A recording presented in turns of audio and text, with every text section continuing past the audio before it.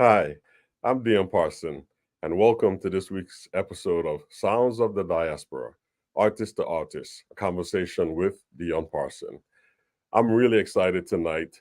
We have a special guest visiting us today from Switzerland, and this is someone that I've met in 2019 on a project that he called me to come and perform on with him. And we've been, friends ever since. We've been discussing music, we've been performing, doing projects, and I'm really excited because he has a new project out today, and it's doing really well. And I just want you guys to hear what's happening with him. Join me in welcoming today Mr. Samuel Blaser. Hi, Hi, Samuel. How you doing? I'm okay, and you? I am well, man. Thank you, thank you. I know there's a time difference. I'm here in St. Thomas. You're in Switzerland. I thank you for staying up tonight. Being a musician, I know it's not that much of a deal, but thank you for staying up tonight and hanging out with us, man. How you been? You good? I'm okay, thank you. Thanks for having me. It's great. I'm happy to be here. Good, good, good. So there's a Yeah. lot of things going on in your world, but I want our audience to hear a little bit about who you are. So let's go back to the beginning. Talk about you growing up musically and your experience in your environment. Well, I grew up in a very tiny town in Switzerland. I mean, not so tiny. I mean, 40,000 people. It's kind of Mm. tiny, but it's big for Switzerland. Okay. So I grew up there, and I started playing the trombone at age 9. Went to the local conservatory and studied classical music. And but I always wanted to play jazz. So I started playing in local bands at age 13, and yeah, I did my teaching diploma there, and Okay. then I went to Paris to study privately with a French trombone player who used to play with Steve Coleman. His name is Geoffroy de Mesure, Okay. and then I I was at the conservatory in my hometown, and I saw a little yellow paper saying, "Do you want to study in the U.S. and win a Fulbright grant?" And I say, "Well, I don't know what it is, but why not?" So I just started applying for the Fulbright, Hmm. and I thought I would never get it because I was not expecting to get it, and I got it. So I won the Fulbright. Can you explain what the Fulbright is for our audience? Yeah, so the Fulbright is a international program that offers foreign students to study in the U.S. and vice versa. I think it offers also U.S. Citizen to study in Europe or elsewhere around the world. So and it depends in which country, but they offer a certain amount of money, and and then um, and then you can study for me in the US. So Okay. yeah, so that was a big surprise, and then I moved to New York in 2005, I think. Yeah, exactly. And I lived there for 4 years. I studied at SUNY Purchase with Jim Pugh and John Fetchuk, and um, and then I moved to Berlin after that because my visa was over. I had no money left, and I think money was the biggest issue, I guess. And so I moved to Berlin, and I lived there for 13 years. Okay. And 2 years ago, I moved back to Switzerland actually during COVID, because in Berlin, my wife and I built a family, and it was extremely hard to live far away from our family during COVID. So we decided to move back in Switzerland 2 years ago. So I'm back in my hometown. I don't know for how long I will be here, but for the time being, it's a good place to be. Good, good, great, man. So it's really interesting growing up in Switzerland, moving to Paris, coming to the US, and then going back. And I know you do, you have a number of projects that you're working on with different artists, and that's kind of what you're known for. You're very versatile on the instrument, and you do a lot of different things. But we met through your Cosmic Dawn project, Right, and exactly. right, and that was something that, caught my attention right away, coming from the Caribbean. And Ira Coleman, a good friend of both of ours, bass player, reached out to me and explained to me that you were working on this project, and there was some tours and some gigs, and that's how we met. And ever since then, it's I must say, it's just been really amazing just working with you and seeing the music evolve to the level that it has evolved to, and the musicians that you've brought together. So can you talk to us about the Cosmic Dawn project? Yeah. So I mean, it's a long story because it was a long adventure. I mean, it's still a long adventure. I mean, it's like an ongoing adventure, I must say. But so going back to New York, like when I moved to New York, a friend of mine gave me a cassette, Mhm. the the Yeah, tape. I I mean, I remember. have A lot LPs of people behind, in but there. I mean, I know what you know what it is. But he gave me a cassette and he told me, listen to this when you're over there, and don't forget about his sound. And it was a tape with Don Drummond sound on it, only Okay. Don Drummond. So I started listening to Don Drummond in New York, and it was a nice. I was on the roof of my house in Brooklyn, looking at the city sky in New York and the skyline, and I was listening to Don Drummond, and I was hearing the melodies, and I was like, "Wow, this is incredible music." And yeah, I felt in love with that music in 2005. I mean, with Don Drummond's, because I used to play reggae already back then. I mean, earlier. So, and then I played a bunch of different music from 2005 until 2019. But I met Ira in 2018. I think we played a little trio tour playing standards with a drummer. And we started speaking, and I told him about my my fascination for Don Drummond, and he said, "Well, Samuel, I play with Ernest Ranglin." I was like, "What? You play with Ernest?"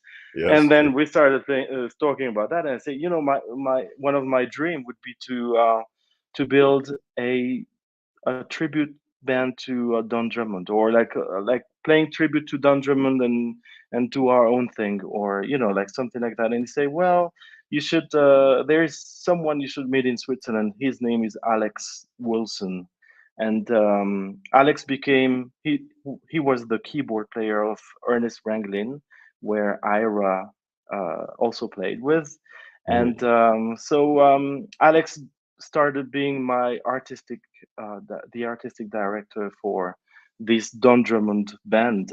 Um, and then Ira told me you should call Dion on drums. So that's what I did. And then I got that one gig in Tampere. Yeah, so in Finland.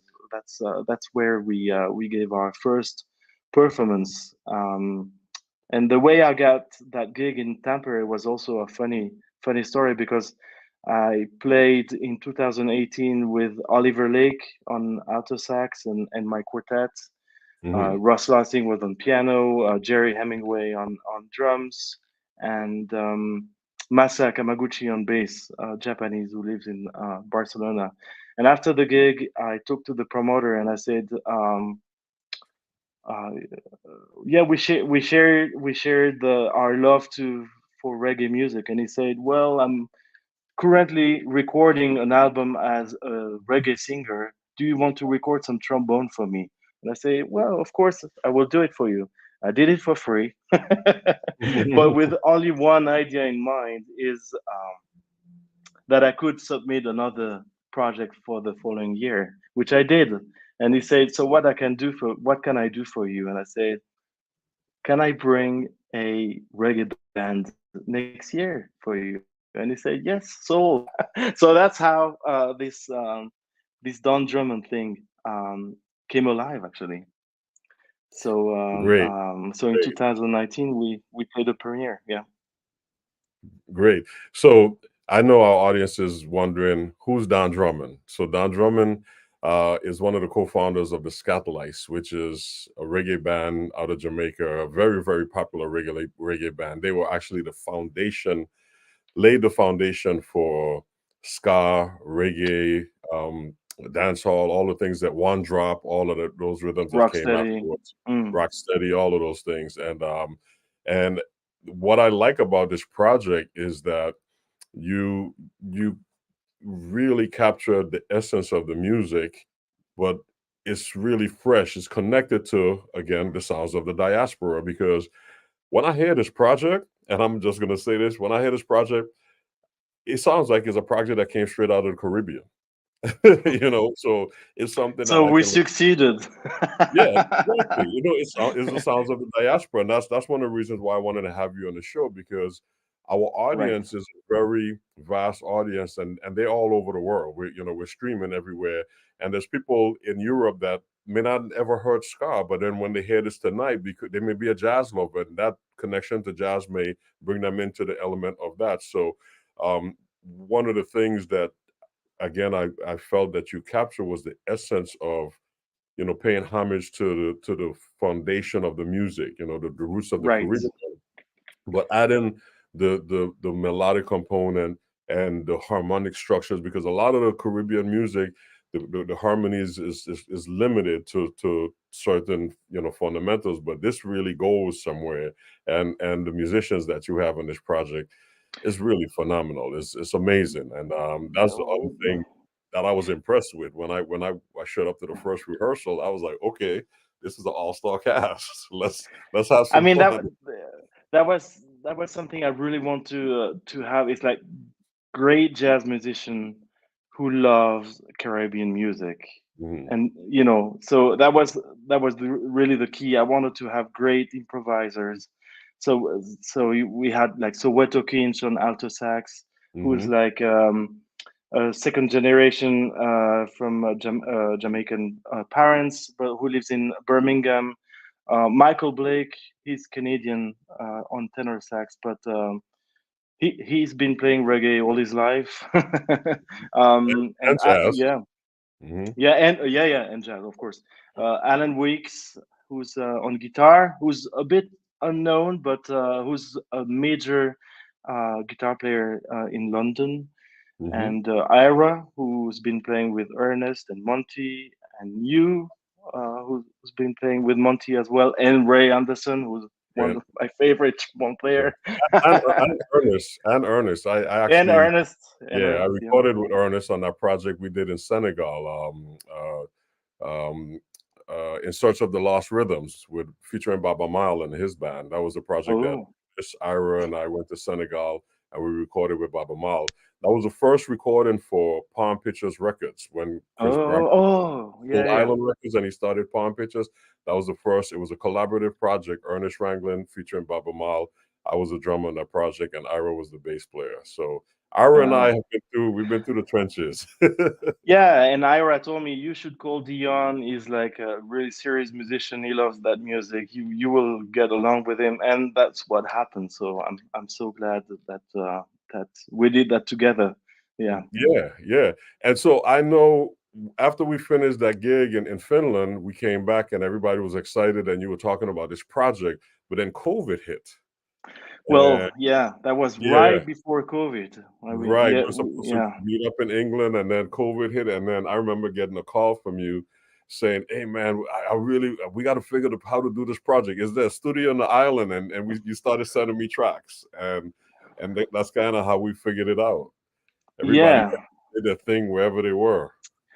It was, yeah. We were supposed to hit the Steve Winwood studio in the UK. That was my initial plan, like fly everyone to Cheltenham Hmm. and record live at Steve Winwood studio. But then with COVID, we had to figure out. I mean, we didn't know when COVID would be over, so I thought, I mean, I have to record the music somehow. So yeah, we started sending stems around and starting with you on the drums. Hmm. Hmm. You were the first, and then adding guitar, keys, horns, and then the bass at the end. Yeah. So Right, right. the first few tracks were like I mean, it was a real nightmare. I mean, Alex and I spent hours at his studio in Zurich uh, editing things, so so we could feel that the band was organically playing Right, together. right, So right. that was the most challenging part of the recording. Is like, you know, because recording online could be so sterile. Sterile, Right. you say? Yeah, Sterols, yeah, yeah.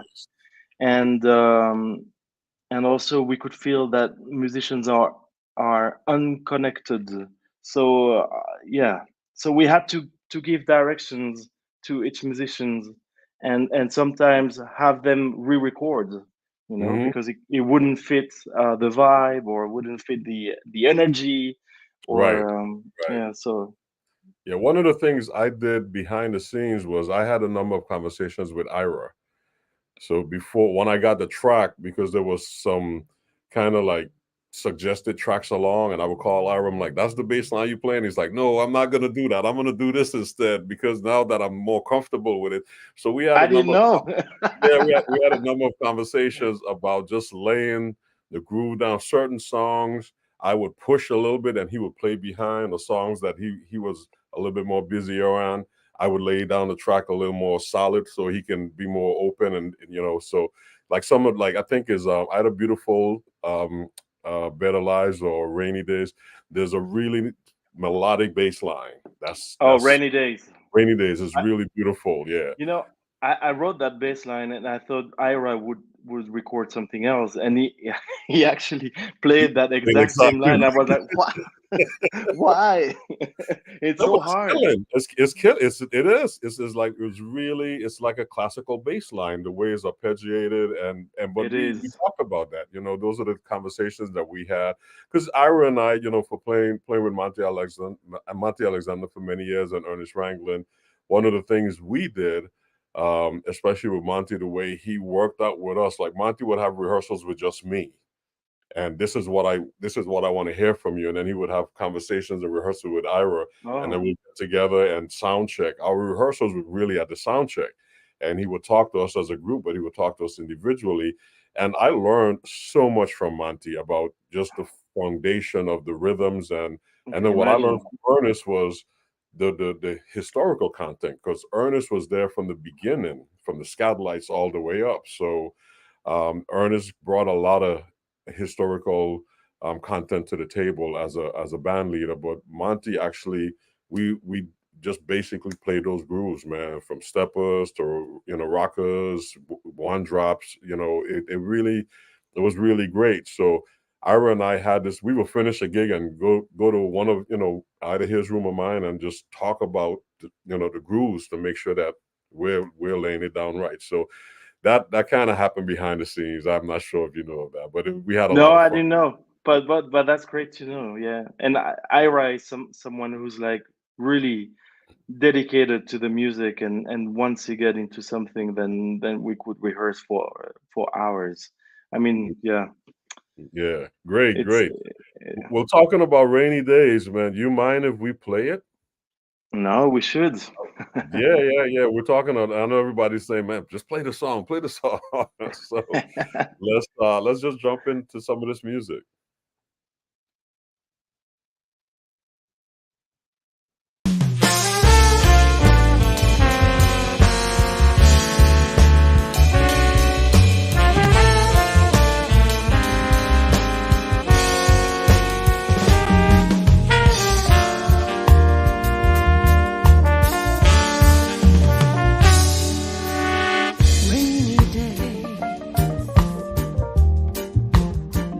Rainy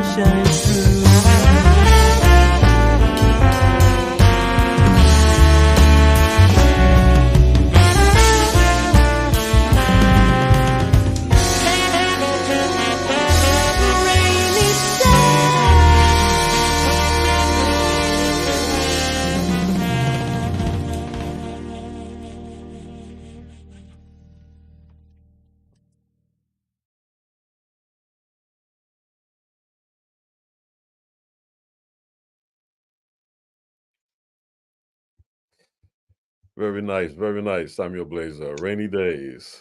It's good to hear that. It's good to hear it. Like speaking to you and now hearing it and I I hear everything what we did. Yeah, like during the recording process. So it's like it's really good. Good, good. I'm glad you enjoyed it. Yeah, it means that we worked well. It's okay. Right, exactly, exactly. And like you mentioned, I know it's been a labor of love, and I know the conversations we've had. But what I like about this song, it really connects to the sounds of the diaspora, the whole Caribbean component of music. It's some reggae reggae in there, some one drop. There's some steppers in there, some different grooves. We have this Lovers rock. Lovers Rock, Carol, that's Mhm. her specialty, and she's Right. just amazing. She sounds beautiful. And I remember when you sent me this track, it didn't have a scratch vocals or anything on it. So I kind of did it originally without the vocals. And then we talked about it. He said, yeah, it's gonna be a sing. And I was like, wow, man, there's a sing on this. I was playing all this other stuff, but when there's a uh, vocalist, you have to do it a little differently. but on that one, I think you recorded the drums first and re-recorded the drums last. Yeah, Exactly. yeah, exactly. Right, because that's Which when I heard the vocal stuff by the very end, and it yeah, was many things that yeah. But it came out beautiful, man. This is one of those things. So let me ask you this. So speaking of the sounds of the diaspora, the Afro-Caribbean diaspora, and you being influenced heavily by Don Drummond and other Caribbean musicians, how do you yeah. see your music and your connection to the diaspora? That's a great question. But yeah, I, f- I mean, it's I don't know how to respond to that one. I mean, it's funny because I feel like I'm playing that music just for the love of doing it, you know. So I mean, it's really something I'm passionate about, and Yeah. I really want to play that music. So I Mhm. think that's the way I'm connected to it. Yeah, Great. Well, it's obvious. You wrote this song, and it really connects to the element of, like I say, it sounds like a song I would hear any dinner radio here in the Caribbean. I mean the way we wrote that song is I wrote the bass line to Hmm. Alex. I mean, and the general shape of the song, and then Hmm. Alex added the intro, the outro, and I arranged the horns. Like I think the song was full of horns, and then we cleaned all the horns because it was way too much. Hmm. Because Carol was singing, and there were so many horns lines that we couldn't hear Carol at the end. So we Hmm. cleaned everything, and then and yeah, and Carol wrote the melody and the lyrics, and that's how that song came up, and it was really the sake of writing a lovers rock with jazz vibe and reggae influences, and I think it really succeeded. I Yeah, mean, yeah. it really worked. It really worked. I'm really happy for it.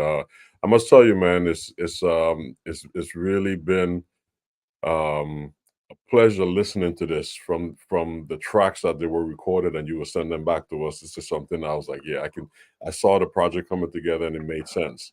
And just the ideas that you have is really great, and everybody did their part. So Carol is amazing, and I know you have some other special guests on the project and stuff, and we'll talk about that. But the album is doing good. Is what label is it on?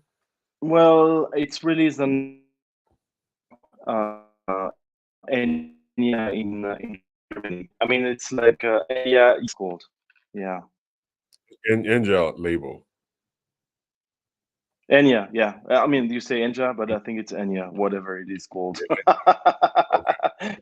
Yeah. Yeah, yeah.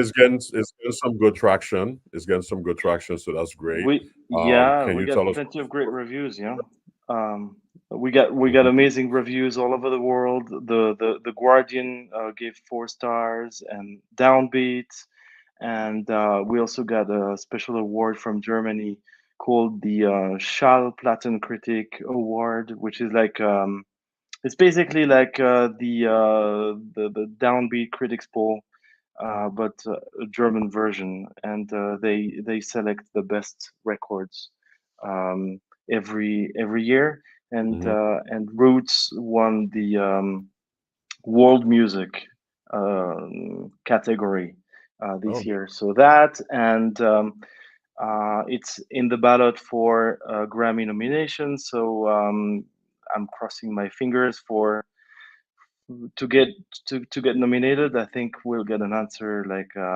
beginning of November. mhm.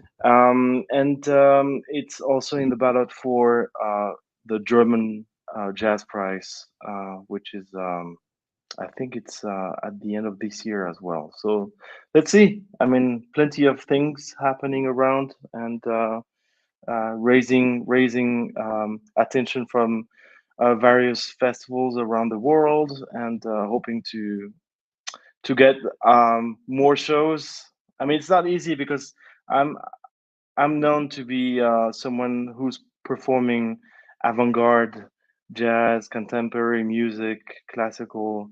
So I'm not really known in that sector, like playing Caribbean. So most of promoters are a bit surprised hearing that music coming from me, because they didn't know my the love I had for that music. Right. Nobody knows the that I recorded with Lee Perry and Dennis Bovel and Onu Okuara. I mean, I did so many sessions for so many amazing reggae players, but as a sideman, so they don't know.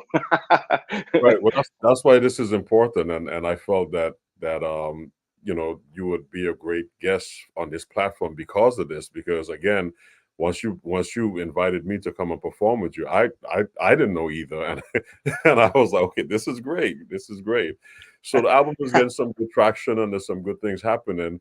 And so let's hear another song. I think our audience would enjoy another song, and I think we have up next Chronicles. Can we play that one? Yeah, yeah, that's a great one. It's a blues kind of. Mhm. All right. So Chronicles it is.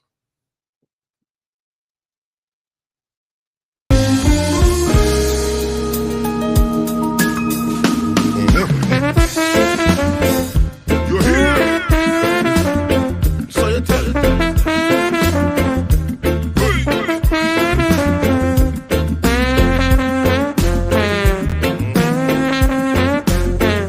Cool. Feel it.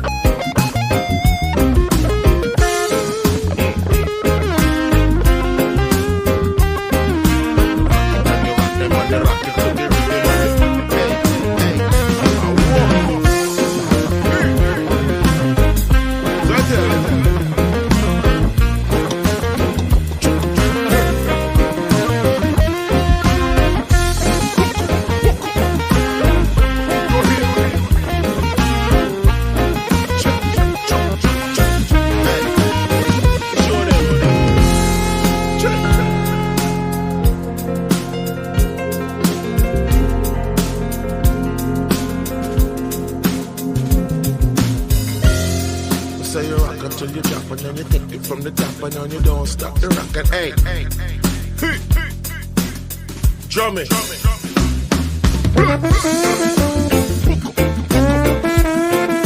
For sure, then. For real.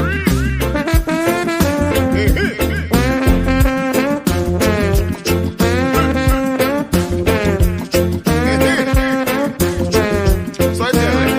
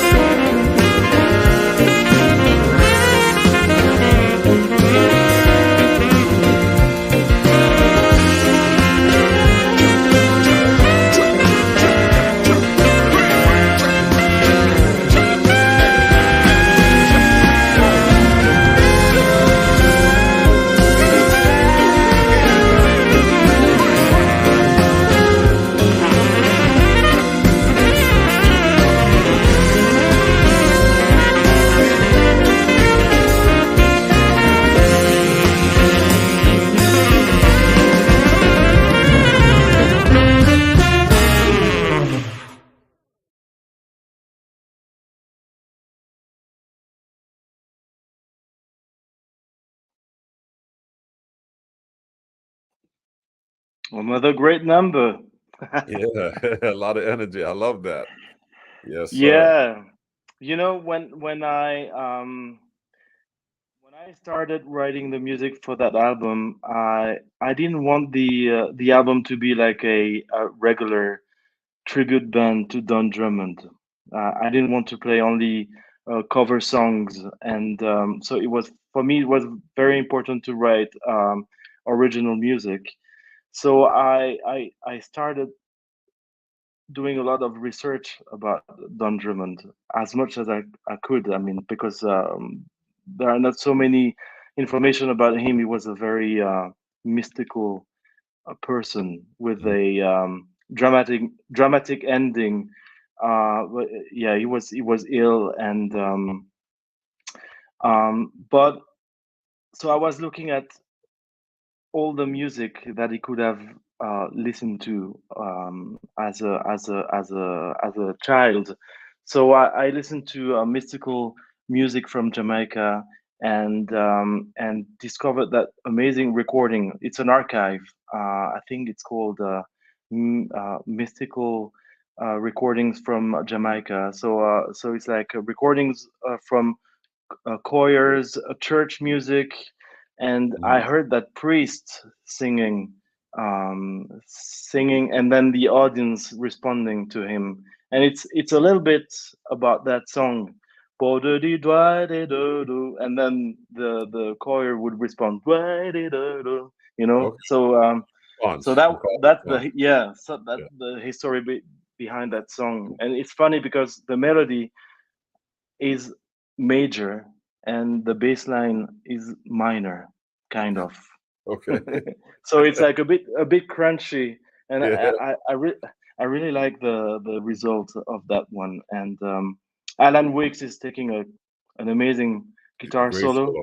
Yeah.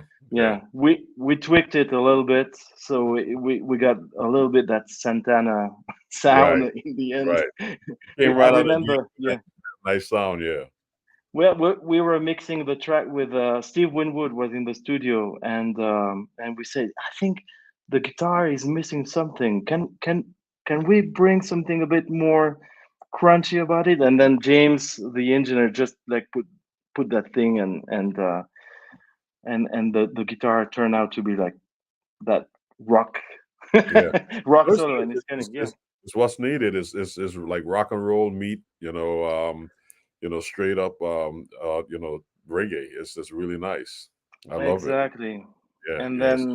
then Michael Blake is taking the final solo, like to the climax. Mhm. And then when we mixed that song, we were in the studio and we were like, I think the song is missing something. Just that little cherry on the cake that would bring the vibe. So I Mm. call Soweto and I say, can you do some singing on top? Yeah. And so that's what we hear during Mhm. the entire track. Great. Well, it came together, man. It's beautiful. I'm enjoying this. They're all my favorite, but I think I listen to this one on a regular basis. It's a good vibe. It's happy music. I come into my office Yeah, and I'm on the day. I put it on to get the day started. I'm like, okay, let me go teach these classes now. So I have that in my mind. It's really it nice. is. Nice. Yeah. Yeah. Yeah, and it's really great how you connect. You have this connection to the music and the feel for it, and it really comes together. But that's a really great song. But what I really want to ask you now is, Carol, how did you meet Carol? Well, I mean, I met her a month ago, actually. Finally, I mean, live. Yes. But Alex and I we were thinking. I mean, at the beginning, we thought we would record only 2 tracks. Okay, so one track would be with a singer, and the other one would be like a trombone feature. It's called Green Island and features like a bunch of trombone players, Mm, which of Steve Torre. And Alex said, well, we thought about a lot of different singers, and he said, well, I know that singer. She's the queen of lovers rock, and I just started working with her. Her name is Carol Thompson. So I mm. called her and said, do you want to be part of the project and contribute to a song? And she said yes. So that's how we started working together. And Great. she wrote the Rainy Days. She co-wrote Rainy Days with Alex and I. Yeah. Yeah, great. And then she's singing on another song besides Rainy Days, right? Yeah. So the initial plan was to record 2 songs, so Rainy Days and Green Island, and then my initial plan was also to have those 2 tracks dubbed, and then have a 45 RPM released. But then when I listened to the results of Rainy Days and Green Island, I thought I cannot just stay there. I have to record more music. I mean, it's too good. Mhm. So we started recording more music, and I asked Carol to sing another song called "Beautiful Bed of Lies," which is another nice lovers rock, I would say, with Great. a touch of Latin thing in the B part. I mean, that's coming from Alex, who's like a salsa lover. Yes, Yeah. yes. She did a great job on Beautiful Bed of Lies. I think we have that queued up next. I would love to play that. Okay, cool. Okay.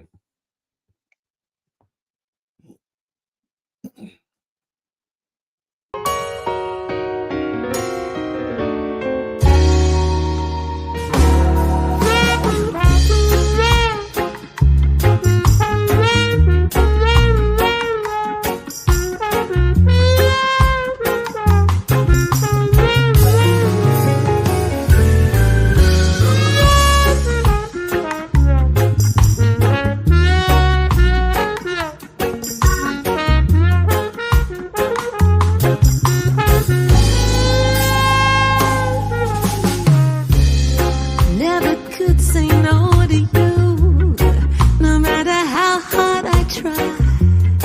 So many times I've walked away, never again I'd say.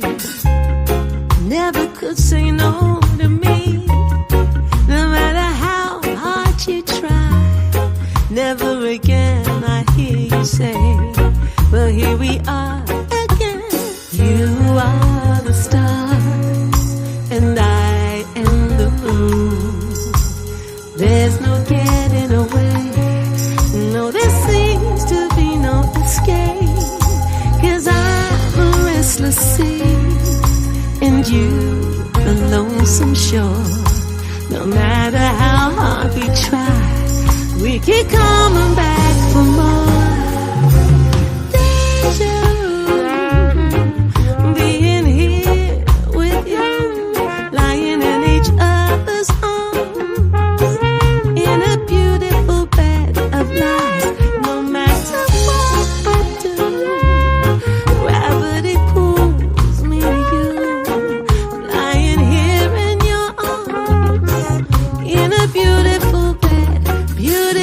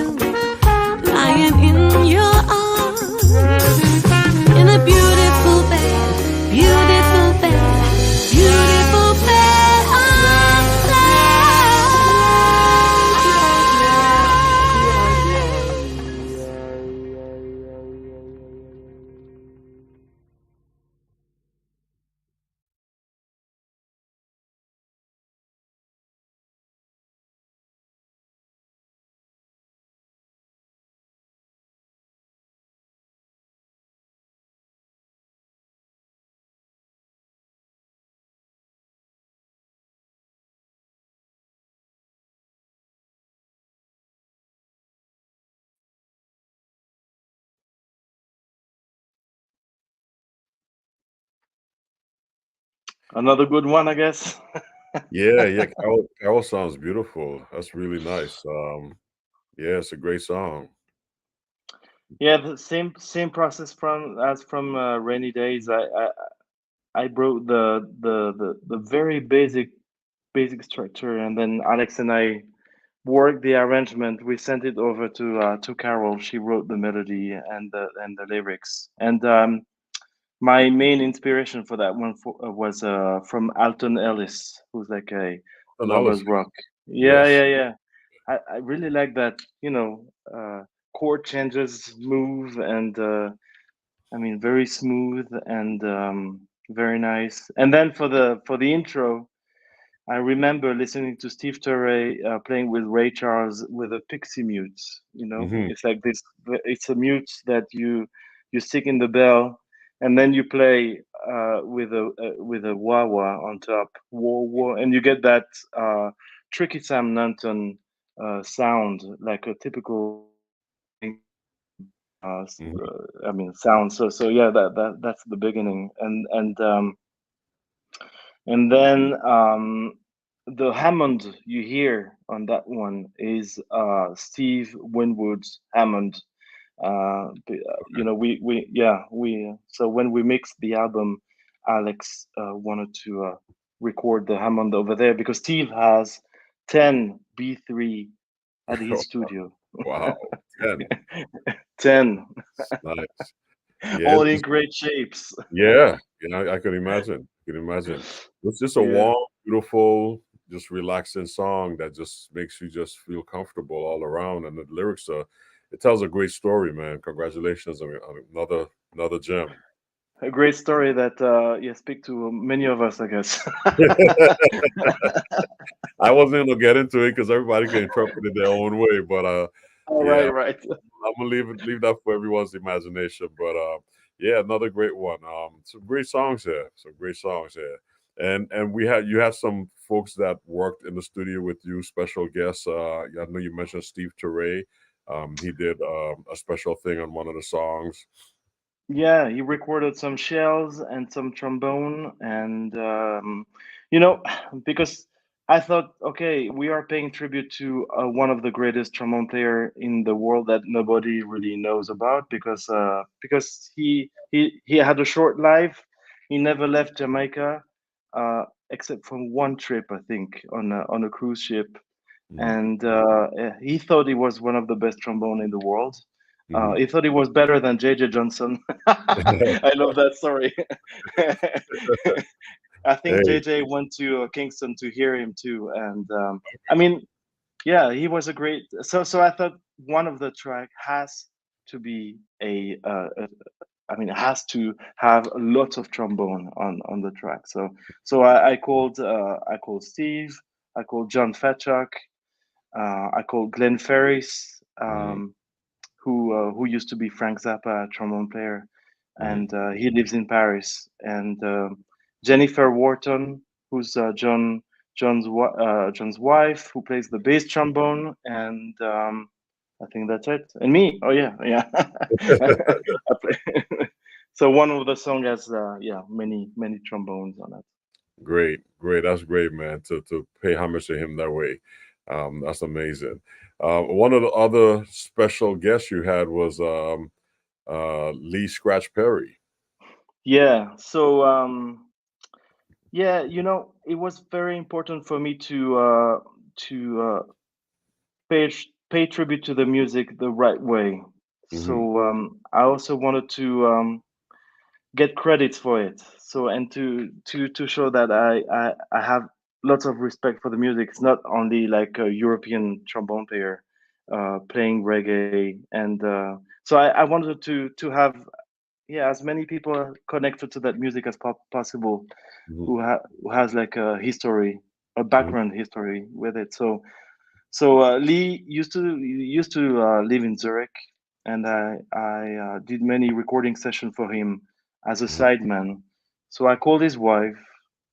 It was tricky, not so easy because I didn't really have her contact, and but I made it, and Hmm. then we agreed on dubbing two tracks with Lee, and he was back in Jamaica at his end of his life. He moved back to Jamaica. Okay. He bought some land and wanted to build a paradise over there, which he did, I think. And Okay. so he dubbed those two tracks, and I thought I was wasting my money because I had to pay up front. Hmm. That was the deal, and I thought, okay, I'm not sure what I'm going to get, but I'm just going for it because could be okay, could be good, could be bad. Mhm.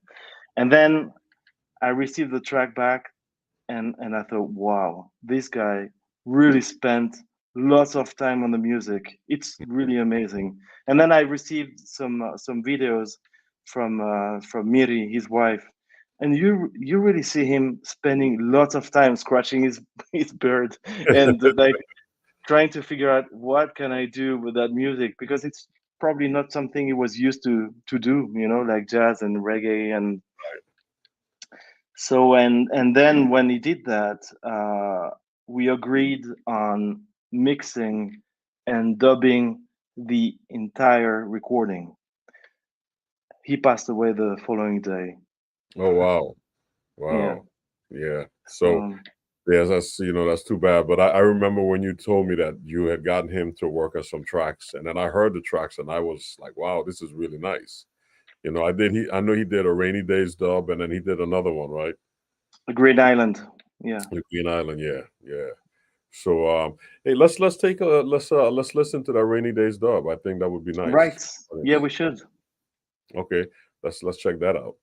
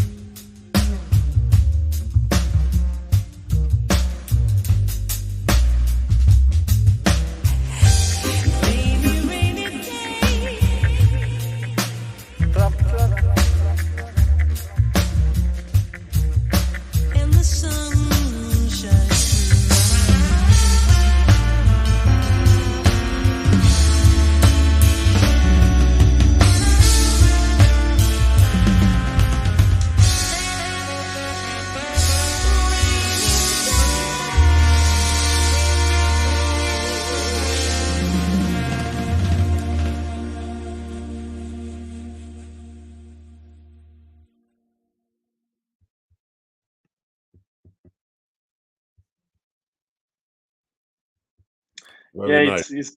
it's good to hear all the work that he did.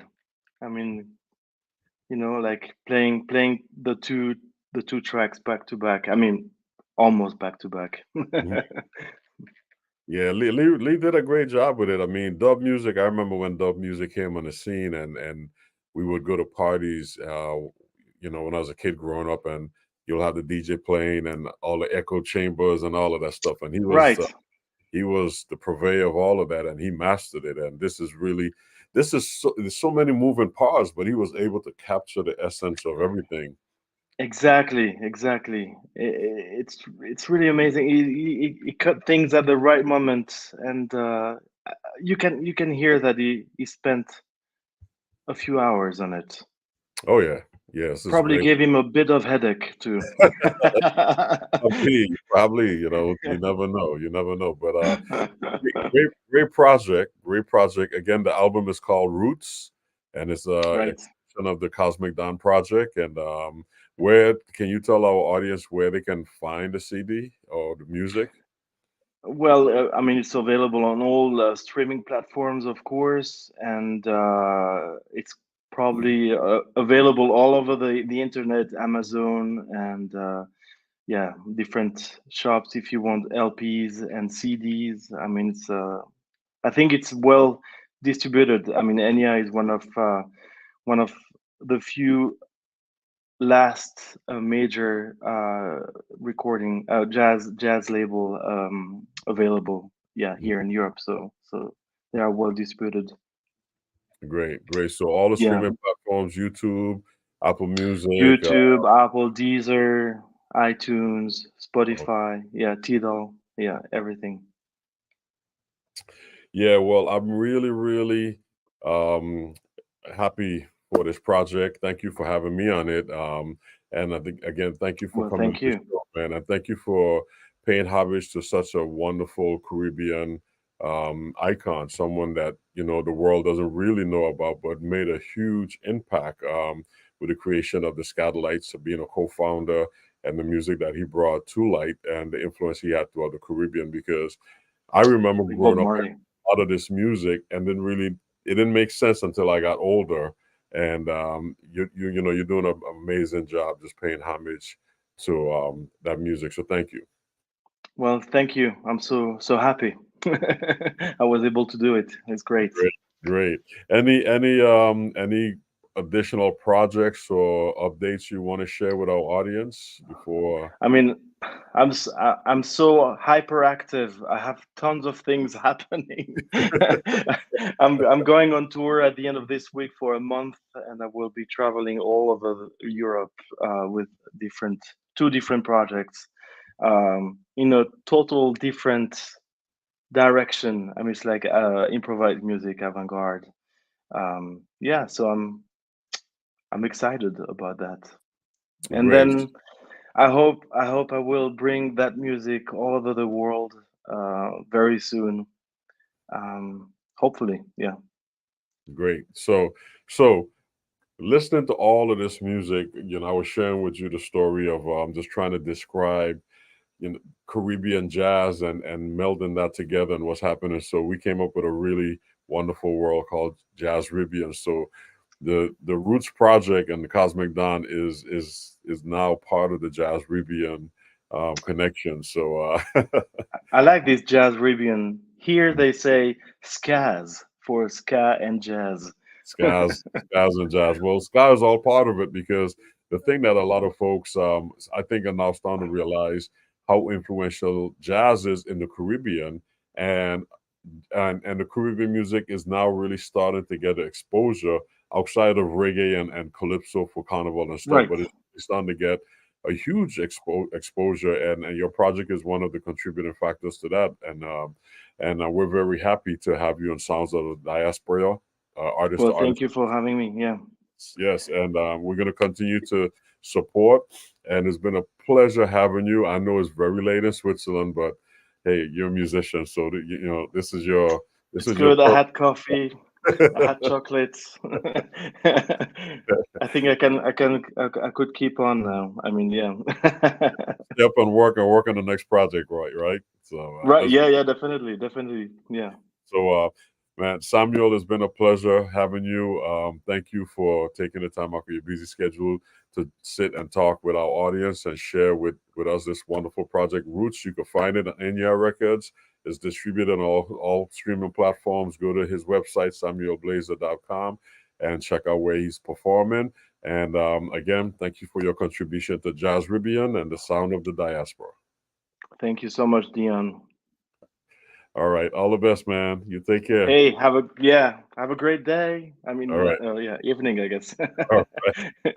Yeah. And that was the wonderful and talented and amazing Samuel Blaser presenting his latest project, Roots, to us. And I would like for you to come back next week and join me as we have a wonderful, amazing drummer, Obed Calvaire.